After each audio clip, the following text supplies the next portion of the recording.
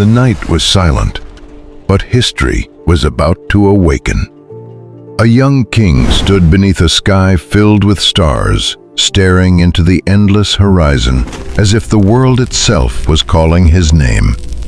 He wasn't afraid, not of war, not of death, not even of destiny.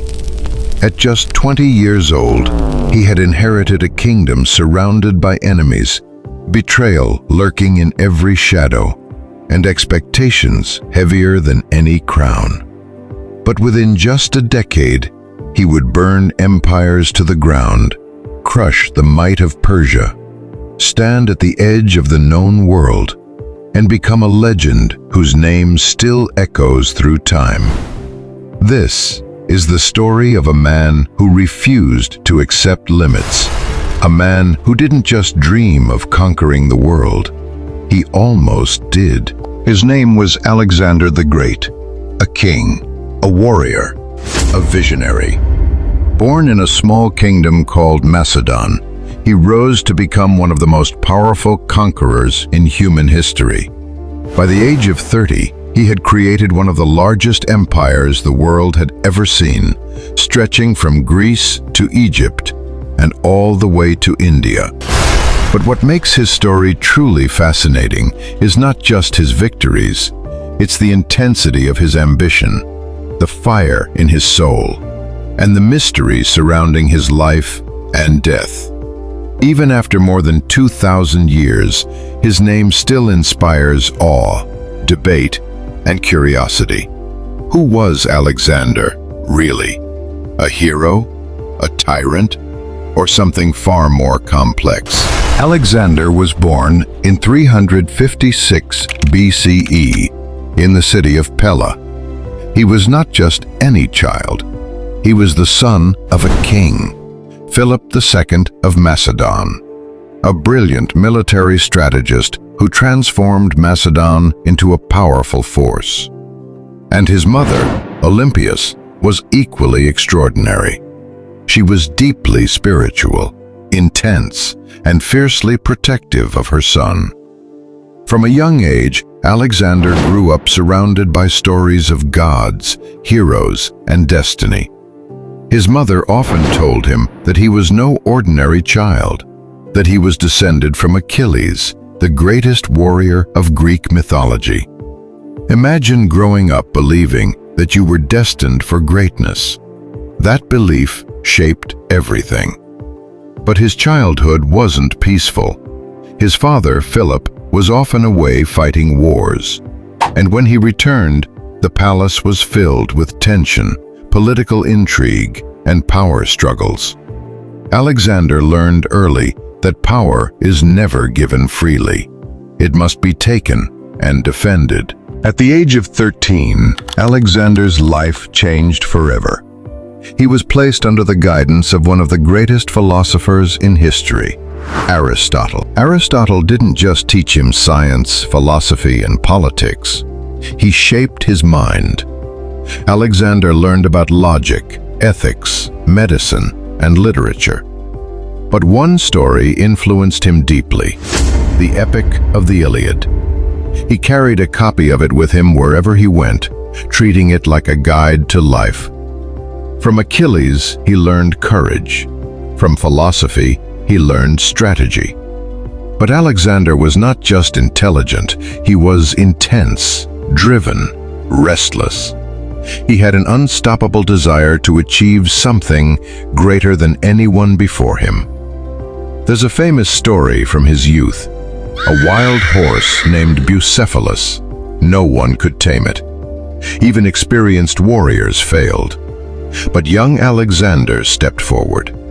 He noticed something others didn't.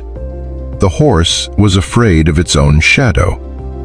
So Alexander turned it toward the sun, mounted it, and tamed it. That moment wasn't just about a horse. It revealed something deeper. He saw what others missed. He understood fear and how to overcome it.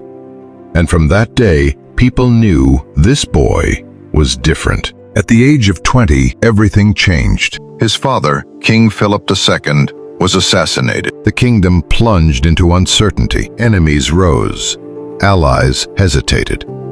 Many believed Alexander was too young, too inexperienced to rule. But they were wrong. Alexander acted swiftly. He eliminated rivals, crushed rebellions, and secured his throne. One by one, those who doubted him fell silent. He proved something important. He was not just the son of a great king. He was ready to become one. But Alexander didn't just want to rule Macedon. He had a bigger vision. He wanted to conquer the mighty Persian Empire, the greatest power of his time. It was a bold, almost impossible goal. But Alexander never believed in limits. The Persian Empire. In 334 BCE, Alexander crossed into Asia. His target, the vast empire of Persia, ruled by Darius III. The odds were against him. His army was smaller, his resources limited. But his strategy and courage were unmatched. He won battle after battle, using speed, precision, and fearless leadership. Egypt. After defeating Persian forces in the west, Alexander marched into Egypt. But instead of resistance, he was welcomed as a liberator. The Egyptians saw him as a hero. They even declared him a god. Here, he founded a city that would carry his name forever, Alexandria, a center of knowledge, culture, and power. Battle of Gaugamela. Then came one of the most important battles in history, the Battle of Gaugamela. Alexander versus Darius III. A smaller army against a massive force. But Alexander didn't just fight, he outsmarted. With brilliant tactics, he broke through enemy lines and directly targeted Darius. The Persian king fled, and with that, the Persian Empire collapsed. Expansion toward India. But Alexander wasn't satisfied. He pushed further east into lands unknown to the Greeks, toward India. There he faced new challenges, new cultures, new warriors. The most famous battle here was against King Porus. Despite fierce resistance, Alexander won. But something changed. His army, exhausted, homesick, refused to go further. For the first time, Alexander had to stop. At his peak, Alexander ruled an empire that stretched across 3 continents, from Greece to Egypt to India. He was no longer just a king. He was a legend. Cities bore his name. People worshipped him. Enemies feared him.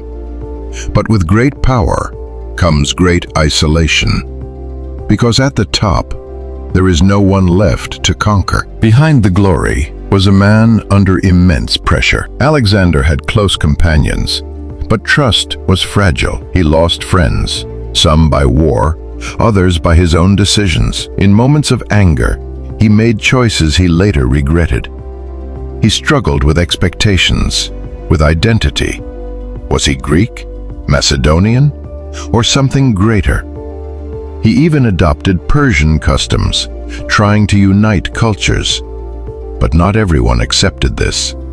His own men began to question him, and slowly, the weight of his empire began to show. In 323 BCE, in the city of Babylon, Alexander fell ill. A fever, weakness, and within days, the man who conquered the world was dying. He was only 32 years old. His death remains a mystery. Was it illness, poison, exhaustion? No one knows for sure. When asked who his empire should go to, he reportedly said, "To the strongest." And with that, an empire built by one man begins to crumble. Even after his death, Alexander's influence never faded. He spread Greek culture across vast lands, creating what we now call the Hellenistic world. Cities he founded became centers of learning, trade expanded, ideas traveled. He didn't just conquer lands, he connected civilizations. Even today, military leaders study his tactics. Historians debate his character, and the world remembers his name. 11. Ending. Alexander the Great, a man who had everything: power, glory, victory, and yet he died young with nothing in his hands. There's a legend that he ordered his hands to be left outside his coffin so the world could see that even the greatest conqueror, or the search for something deeper. Because in the end, the world wasn't his to keep, and maybe it never was. The question remains, if you had the power to conquer the world, would you?